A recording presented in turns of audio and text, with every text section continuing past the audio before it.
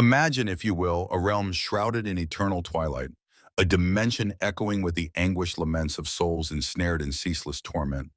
This is no mere metaphor, but a vision carved deeply into sacred texts across civilizations, a place that many have come to call hell.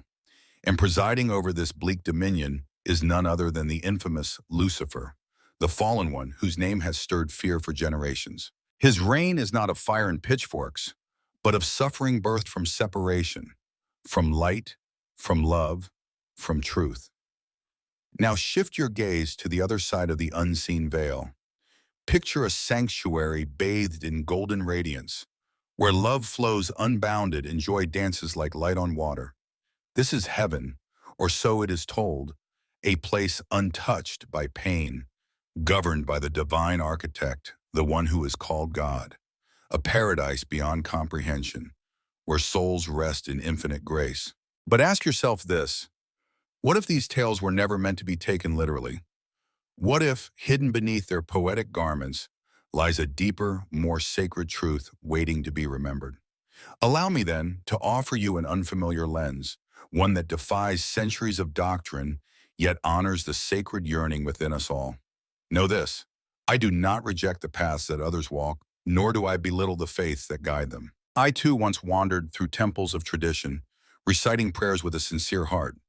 But a profound awakening called to me, not with thunder, but with stillness, and it opened a doorway into something far more expansive. What I found was not contradiction, but transformation. And so I invite you now to journey with me, beyond the symbols of heaven and hell, beyond the names of God and devil, into the mystery that binds them all. I propose that we should not consider these tales to be exterior beings or realms. Rather, we should consider them to be symbolic representations of aspects of our own selves. Whenever people of different religions talk about God, they are truly speaking to each and every one of us as individuals. From my point of view, the ego is the representation of the malevolent power that is generally linked with the devil. Permit me to elaborate, but before I do so, I would like you to close your eyes and picture yourself as a person who has always struggled with profound insecurities and a constant need for affirmation from the outside world. You were continually comparing yourself to other people, which helped you feel insufficient and unworthy. This internal conflict caused you to experience a great deal of misery, which was comparable to a personal hell. Your journey of self-discovery and spiritual awakening began one day when you decided to go out on it. You began to doubt the validity of your negative thoughts and beliefs as a result of engaging in practices such as self-reflection and inner work. It dawned on you that the voice that was causing you to feel insecure and self-doubt was actually the ego, the devil that resides within you. You learned to free yourself from the grasp of the ego as you progressed farther into your spiritual investigation. You also discovered your actual essence, which you linked with the idea that God is present within you. You came to the realization that, just like every other human being, you have an innate value and the potential to perform divine acts. With this newly acquired awareness, you started to experience a shift in perspective. You retreated inward, discovering solace in your authentic self rather than seeking acceptance from the outside world instead. You have embraced self-love and self-acceptance, and you have liberated yourself from the desire to compare yourself to other people. You have demonstrated the transformational potential of seeing the ego as the devil and waking to the divinity that resides within you through your own personal path. Therefore, dear individuals who are seeking, by tying this example to the alternative interpretation of hell, heaven, going, and the ego, we are able to see how real-life events can mirror the profound transformation that takes place when we confront and transcend the ego, thereby allowing our actual selves to come forth. Within the framework of this discussion, God is a representation of consciousness itself, the divine observer, and the ultimate creator. Every single one of us, to our utter surprise, possesses the same consciousness as God. Consciousness is a formless and elusive entity that cannot be identified, regardless of how diligently any individual seeks for it. Who we are in our truest form is not determined by our physical bodies, which are the vessels that we inhabit and manage. These entities, on the contrary, function as channels via which consciousness can manifest itself. There is a difference between stating "I am the body" and saying "I am aware of the body," and you will become aware of this difference if you reflect on your own experiences. There is an implication of identification with the body in the first sentence, whereas the second phrase acknowledges our awareness of the body. Given this, it is impossible for us to be what we are aware of, because we are the very awareness that we are aware of. Who you are is not the sum of your experiences or the things that surround you. It is more accurate to say that you are the consciousness that perceives them. You will come to the realization that the one who observes is unaffected by any experience, whether it be thoughts, feelings, or life circumstances, once you have established a direct link with your consciousness and awakened to the awareness of your own awareness. This calm and unruffled watcher is always present in the background, serving as a constant presence. In addition to being endless and boundless, it is also free of suffering. Not only does it constitute your true existence, but it also embodies the presence of God.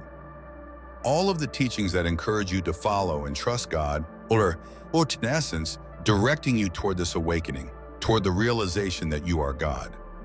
God does not reside in a separate entity. To put it simply, it is the core of who we really are.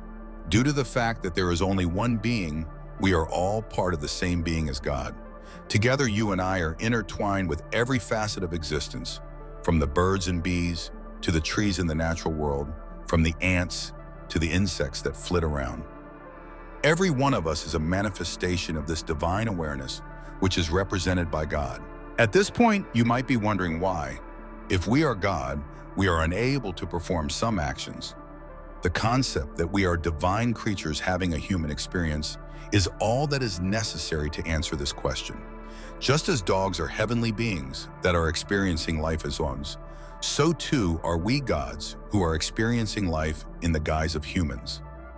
Every aspect of existence, including the past, the present, and the future, is intertwined with us. Permit me to illustrate this concept with an example that I will present for you. Take, for example, the well-known figure of Jesus, who is profoundly embedded in the narratives of several religious traditions. The traditional definition of a religious person does not adequately describe Jesus. On the contrary, he did not consider himself to be distinct from God. It was clear to him that he was God. In spite of the fact that the Bible referred to him as God's son, he sent to other people the notion that they too were divine. As a result of their lack of awareness regarding their own divine essence, many loathed and betrayed him for exposing this truth. At the same time, when everyone around Jesus continued to be in a condition of unconsciousness, Jesus became aware of his actual existence and was mindful of his own consciousness. The fact of the matter is that there is no real distinction between you and Jesus. All of us are intertwined and bonded as one. Every one of us is a component of the same heavenly existence. Imagining a future in which everyone is aware of this insight is a dream come true. Love would pervade every facet of existence, and peace would be the dominant force in the world.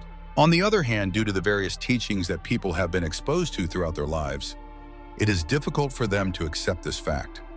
The challenges that are involved in adopting this mindset are something that I not only comprehend, but also respect. Nevertheless, allow me to continue to shed light on the different ways in which the ego might be compared to the devil. The presence of God brings an end to the suffering that has been going on. As a result, the ego is unable to flourish in that environment. At this very time, they are unable to cause you harm or have any effect on you. Ego does not exist when one is totally present, since it is not present. It is only within the realm of the mind, through the thoughts, that suffering can come into existence. Illness is a manifestation of your ego, the devil that is within you, if you are now going through it. Therefore, hell is nothing more than a mental condition that one can experience. If you are unable to escape this situation, your life will become a living misery. In addition to instilling feelings of worry, anxiety, regret, and melancholy within you, the ego is continually telling you that you are not worthy and that you are inadequate. Fear and resistance are both fostered by it. As a result of its anxiety over losing control, the voice is the one that casts doubt on the realities that are provided in this film. Because it will lose its hold on your life if you awaken and become aware of your true nature. The devil, much like the ego, does not want you to make this discovery. As an example, take into consideration the tale of Jesus being crucified. In spite of the traumatic experiences that were inflicted upon him, he loved and forgiven those who had caused him damage, since he was aware that their actions were the result of their unconscious and hence unconscious state. It is possible that those folks' actions might have been very different if they had been awakened and made aware of who they truly were. The same kind of behavior is still prevalent in today's culture. Many people would consider you to be delusional if you were to assert that we are all created by God and that we are all connected to one another. Their unconsciousness and their compulsive attachment to their ego are the root causes of this reaction. Not only do the regions of heaven and hell exist in a hereafter, but they also exist inside the reality that we are experiencing right now. If you are confined to the limitations of your thinking, then misery will become your reality, and it will be nothing short of miserable. On the other hand, if you are completely present and free from the illusory identifications that the mind creates, you will have the opportunity to taste heaven. Heaven is a place that is characterized as being filled with love and peace, and if you become aware of your true nature, you will come to the realization that you have been looking for love and serenity for the entirety of your life. The presence of it has always been within you. Your whole being is the manifestation of the heavenly essence that you have been searching for. Take into consideration a world in which every single person is aware of their true identity as heavenly creatures. On Earth, one can have the experience of heaven. Meditation, introspection, and an investigation into non-duality are the steps that must be taken in order to arrive at this revelation.